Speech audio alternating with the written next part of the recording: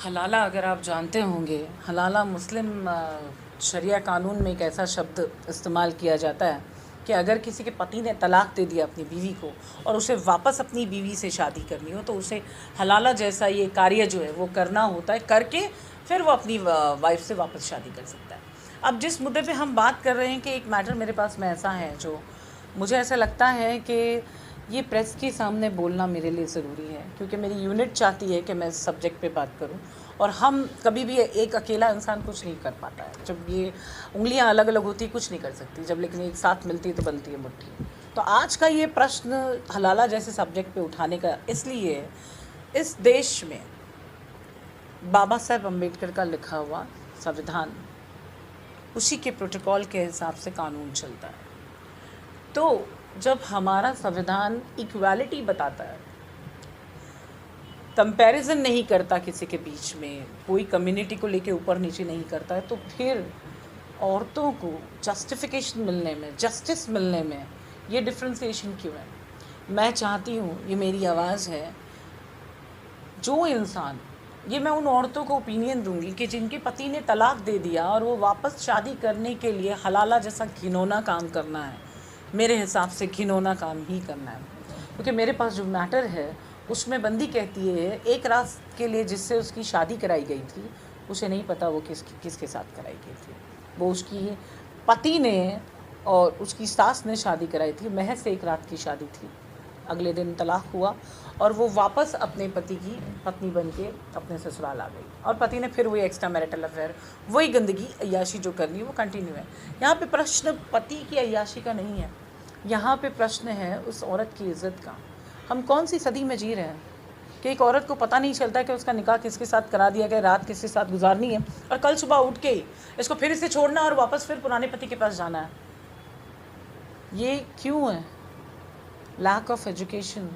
क्या हमारा संविधान कहीं पे आपको ये करने की इजाज़त देता है या इस चीज़ को आप लीगल मानते हो?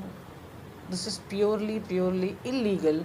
मेरे हिसाब से ये सिर्फ़ और सिर्फ एक तरीके का शोषण है औरतों का, ये औरतों का शोषण है, इसे बंद होना चाहिए। ये हमारे देश में नहीं होना चाहिए। जैसे ट्रिपल तलाक बंद हुआ, ट्रिपल तलाक बैंड होने से ratio of divorce in India 83% has been low down, वो नीचे आया 83%। मतलब देश में अगर संविधान ने कानून पास किया औरतों के प्रति, औरतों के हक पे, तो उससे औरतों को सहायता मिली है।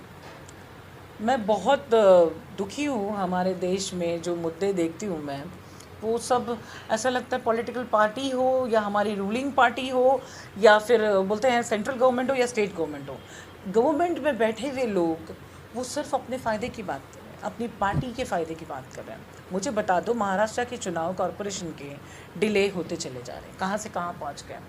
मुझे सब्जेक्ट बताओ, महाराष्ट्र का चुनाव कॉरपोरेशन का कौन सा सब्जेक्ट होने वाला है कि कौन सी पार्टी के पास कौन सा चिन्ह है कि कौन सी पार्टी ने किसके साथ अलायंस किया। अरे मुद्दे क्या है? राज्य में इलेक्शन क्या सोच के चलाओगे? तुम्हें जो भी पॉलिटिकल नेता अपने आप को आज समझते हैं, वो जिस भी पार्टी के नेता हो, मैं खुद एक पॉलिटिशियन हूँ, being a lawyer I am a politician as well. मैं सिर्फ इतना ही बोलूँगी, तुम्हारे पास सब्जेक्ट क्या है? तुम औरतों के लिए क्या करना चाहते हो? तुम उन पीड़ित बच्चों के लिए क्या करना चाहते हो? रोड पे जब आप निकलते हो, आप रोड पे देखते हो जो गरीब मांगने वाले, कुछ ऐसे भी बुज़ुर्ग हैं जो जगह से हिल नहीं सकते हैं, बदन से कीड़े निकलने लगे हैं। पॉलिटिशियंस की गाड़ी, मेरे को तो इतना गुस्सा आता है, तुम्हारी गाड़ी निकलती है तो तुम्हारे लिए वीआईपी पासिंग की सर्विस लेते हो। कभी वो वीआईपी पासिंग की सर्विस के अलावा, क्योंकि तुम्हें लगता नहीं है ना कि किसी एक की ज़िंदगी, किसी एक की लाइफ इतनी इंपॉर्टेंट होगी। कभी किसी पॉलिटिशियन ने उतर के देखा? हाँ, किसी को लगता है कि रोड पे लोग सड़ रहे हैं, भूखमरी नहीं होती है, बीमारी होती है, नहाते नहीं महीनों, साल भर आदमी नहा नहीं रहा, रोड पे सड़ रहा है, लेकिन देखने के लिए कोई नहीं है। नशा जो करते हैं वो नशा करके मर रहे हैं। पॉलिटिशियंस के पास टाइम नहीं है, क्योंकि जो सोशल वर्क का नाम लेके, सोशल वर्क को दिखा के फील्ड में उतरते हैं, पॉलिटिशियन बनते हैं कि हाँ हम सच्चे समाज सेवक है, निःशुल्क निपक्ष हम समाज की सेवा करेंगे।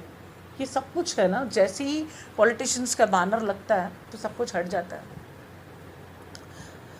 प्लीज़ औरतों के लिए क्या करने वाले हो ये बताओ। महाराष्ट्र के चुनाव से पहले मैं चाहती हूँ कि हमारे राज्य में जितने 376 रेप केसेस और पॉस्को जैसे अपराध हुए हैं उसके प्रति जितने विक्टिम्स को गवर्नमेंट की तरफ से जो फंड रेज होने चाहिए तो कितने % विक्टिम्स को फंड रेज हो चुके हैं before the Maharashtra corporation election. मैं चाहती हूँ कि गवर्नमेंट सेक्टर से अधिकारी जवाब देने के लिए तैयार रहे, क्योंकि मैं पूरी तरीके से तैयार हूँ हर सवाल को पूछने के लिए। बहुत जल्द आप देखेंगे, आपने मुझे उस दिन फ़ोन किया था कि उर्फ़ी जावेद नामक लड़की को बांद्रा पुलिस स्टेशन बुलाया गया है, क्या मैं कुछ कहना चाहूँगी। तो क्या है ना दोस्तों, मेरे पास काम बहुत है, मेरे पास काम बहुत है।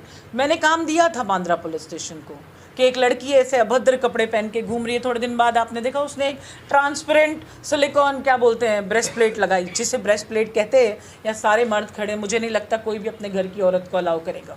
अब वो कहेगी मैं तुम्हारे घर की औरत नहीं हूँ, लेकिन तू मेरे देश में नंगी घूम रही है तो तकलीफ़ मुझे ये है।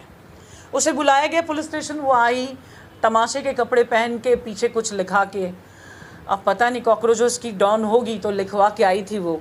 अब उसके बाद में पुलिस का उसने एक वायरल वीडियो बनाया जो उसने अपने मज़े के लिए बनाया था। उसके ऊपर कुछ लीगल कार्रवाई की, मैंने भी मांग की देश में और कई परिजनों ने की वो मांग, और उसके ऊपर कुछ कार्रवाई हुई भी है।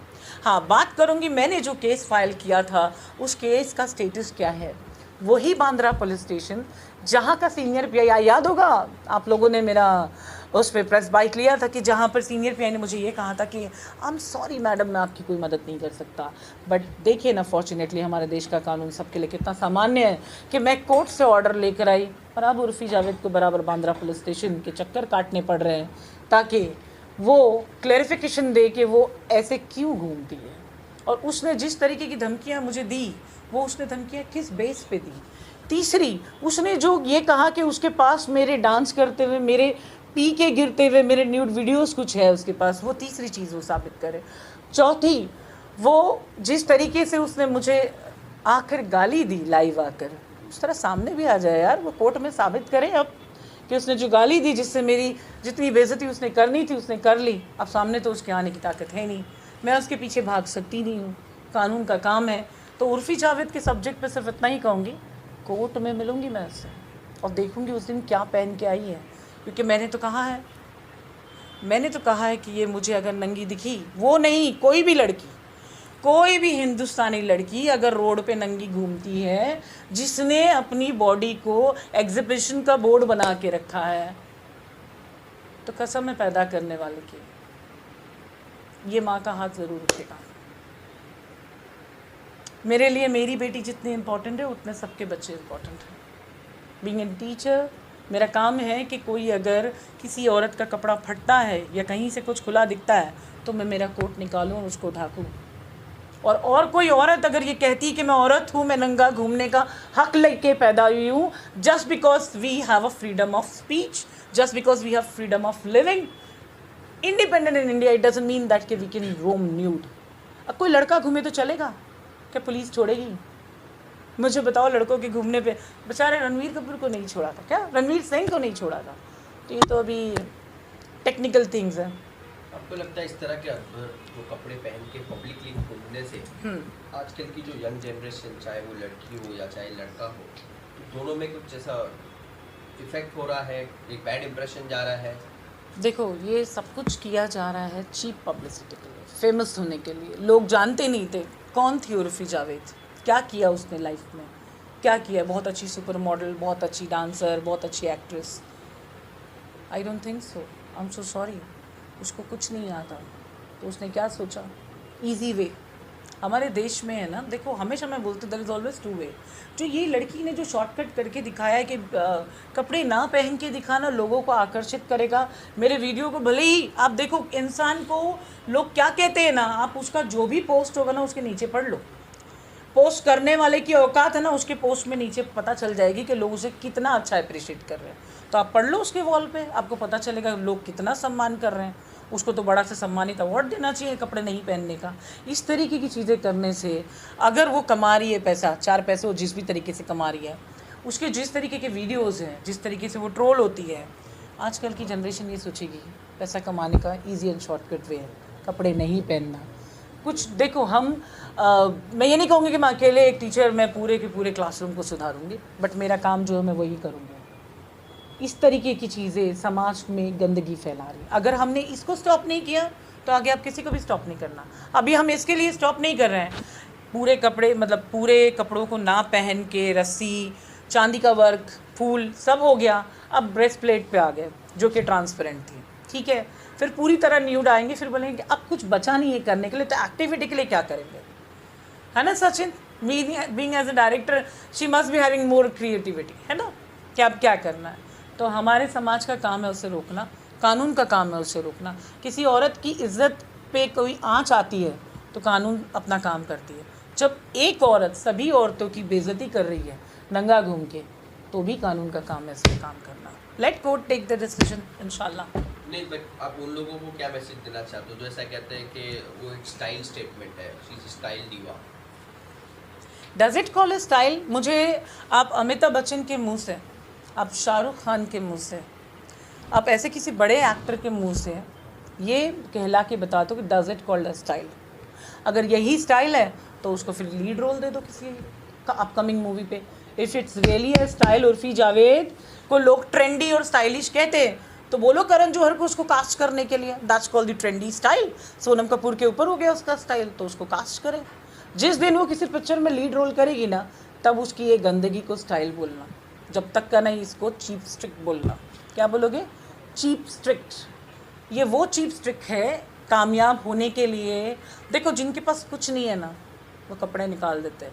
आपने सुना होगा एक कमीना इंसान, एक कमीनी इंसान, चाहे मर्द हो या औरत हो, कमीनेपन की हर एक लिमिट जब उसको क्रॉस करनी होती है, वो मुंह पे बोलते हैं। हमारे हिंदुस्तान की पुरानी क्या बोलते हैं, कहावतों में है कि ये नंगा इंसान है, समझे। कुछ करने को नहीं होता है ना, तो इंसान अपने कपड़े निकाल देता है। तो ऐसी चीज़ों के लिए रिप, ऐसे चीज़ों के लिए, ऐसे लोगों के लिए RIP, rest in peace, get well soon. तुम्हें इलाज की ज़रूरत है।